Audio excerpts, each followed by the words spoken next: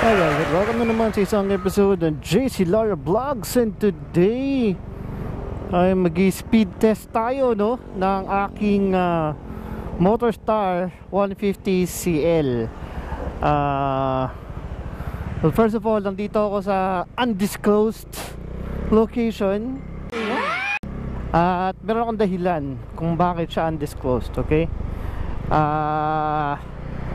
Alam niyo naman guys na hindi talaga legal ang magkamote sa kalsada, no? Kaya pumili tayo ng oras at araw kung kailang hindi tayo makaka-apekto, no? Teka lang, re-reset natin to, no? Reset. Ayan, nakikita naman natin yung ating test, no, sa ating speedometer.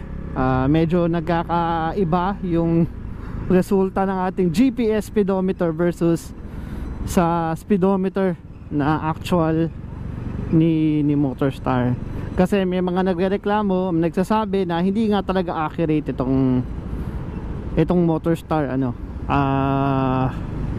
speedometer. So ngayon, okay, again, nandito ako sa undisclosed location, no? Okay. Wag nyo lang itanong kung saan ito, at hanggat maaari, wag nyo akong gagayahin, no? Kaya ako to ginagawa para hindi yun nagawin. Okay. Ito yung mga tipo ng vlog na may frequently asked questions. So sige, tatabi muna ako rito. Tatabi ko muna. Check tayo ng camera. Nakatutok sa baba, no? Okay, nakatutok naman sa baba. Recording tayo. Okay. So bago tayo test, ito muna yung setup ng aking Motorstar ngayon, no? So i-analyze muna natin yung motor natin, guys. Ito siya ngayon. Okay, kita ba sa camera? Ito siya ngayon. Yan pa rin ang ating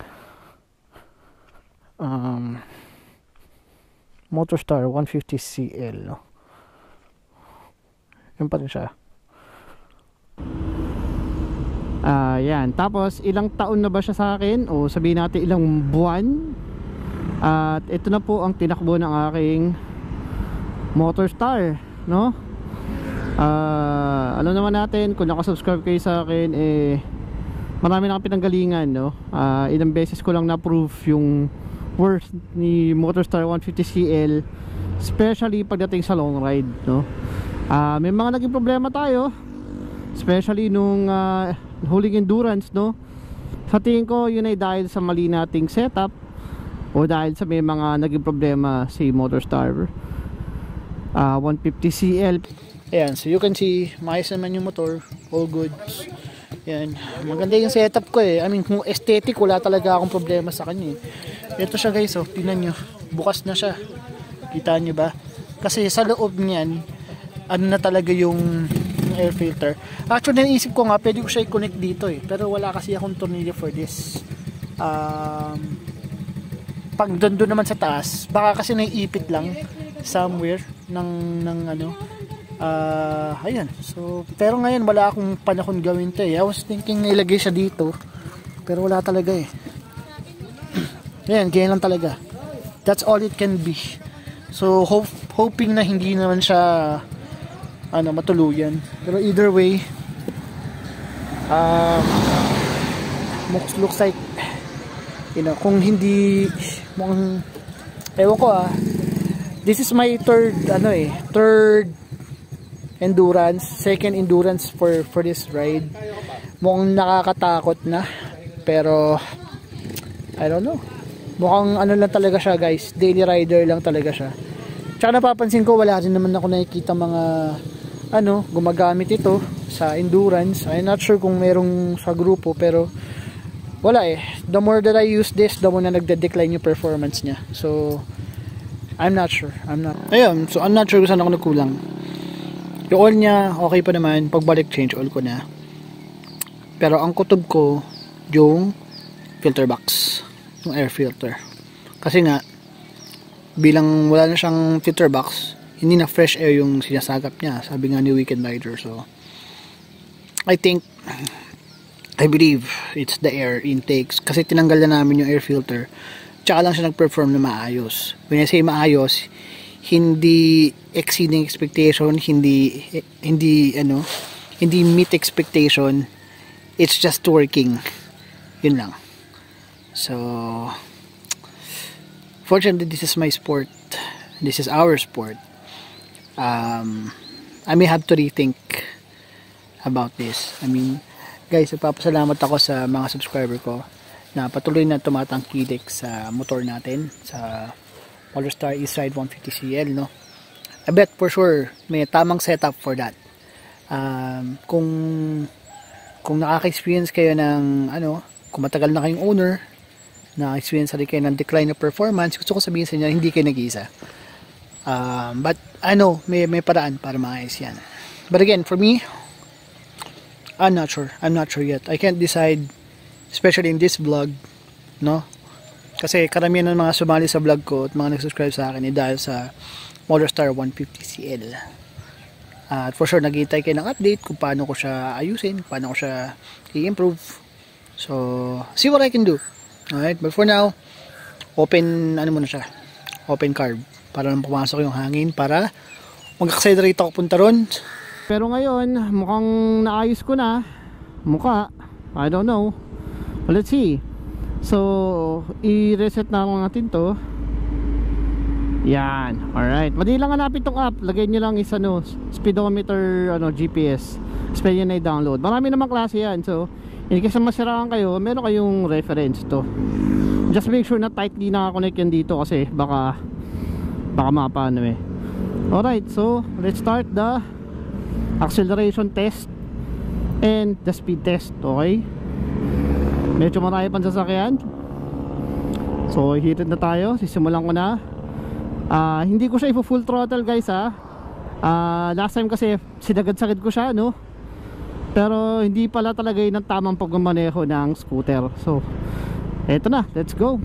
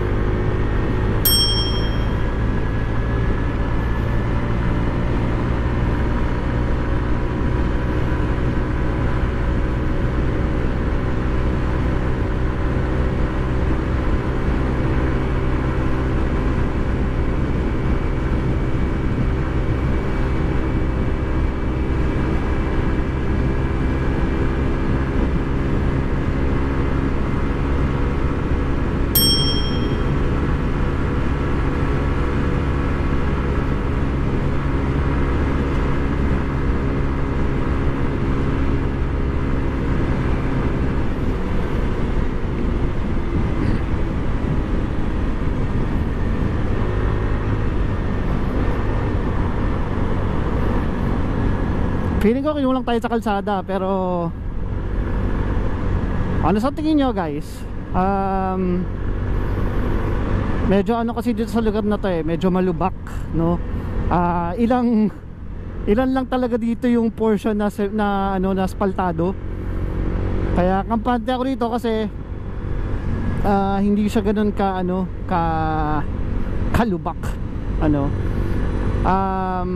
pero ganoon pa man, we're gonna do ahon testing somewhere. Pero ngayon, nandito ako again sa somewhere. Please ride safe po tayo, okay? Alright, so ngayon nakikita nyo naman yung ating speedometer versus ang ating GPS app, no? So kita natin dito ang kanyang performance. By the way, guys, hindi po ito FI, ito po ay carb, o sabihin natin na ito ay siguro yung masabi natin version 1 ng 150 CL. Aray ko, malubak na rito sa part na to. So ito na po yung kanyang version 1, ngayon, may mga nagtatanong din, sir, kung ngayon na may FI na siya, o sabihin natin pag may FI na siya, hindi ko alam kung talaga kung meron o wala, pero alam ko meron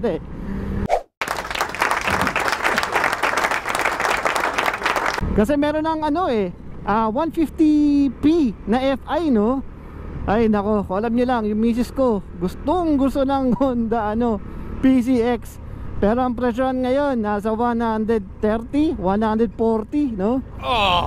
Totoo naman guys na PCX pa rin talaga, no? Napakasarap magmaneho nun. Tapos syempre dahil Honda, alam mong matibay at alam mong maraming parts, no? Pambira, pumunta ka lang sa Lazada o sa Shopee, dahil mo nang bibili ang accessories. So yan, no? Sana satisfied kayo sa performance ng aking motor ngayon, no? Nakikita nyo naman, no? Ito talaga si 150cl, no? So let's go, ahon test. A few minutes later.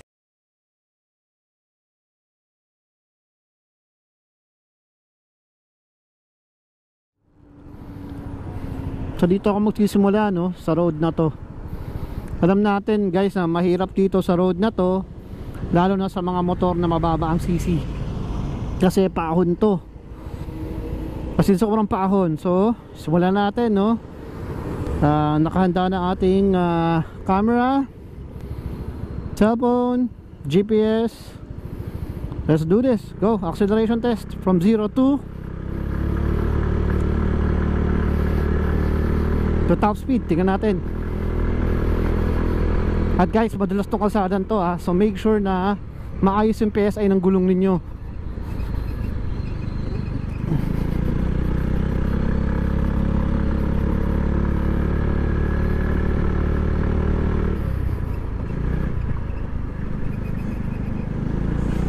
Makapansin nyo, hindi pa tuloy-tuloy yung ko nito, yung ratsyada ko nito, kasi talagang maputik at madulas sa kalsadang to, kaya lang mag-ingat.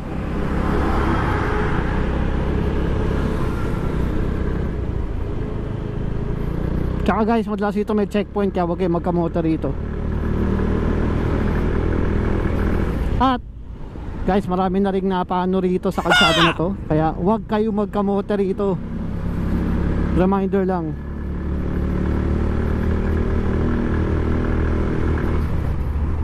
At sa gitong oras maraming truck, kaya wala, hinto, abante, to, abante, to, abante.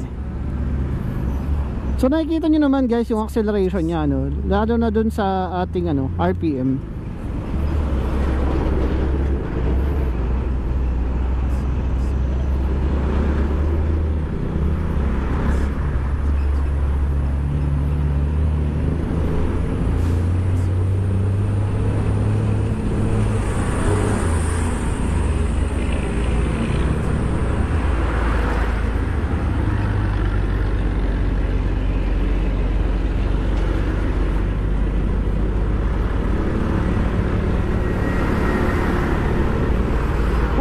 Overtake paahon. Putik, ang lapit niyan, Brad. Paano nangyari yan? Overtake paahon.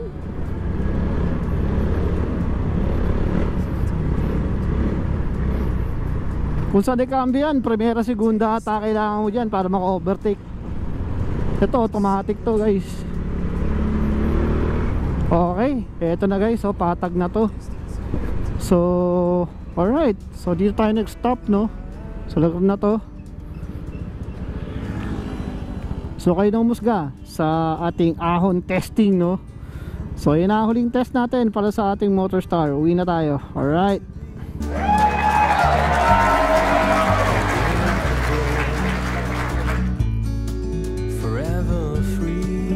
Lagyan natin to ulit. Dito. Tsaka to. Dito. Tanggal cellphone. Well guys, maraming salamat sa araw na to, sa gabi na to. Huwag natin kalimutan magdasal sa ating Panginoon. At salamat sa pagsama. See you next time. Bye-bye.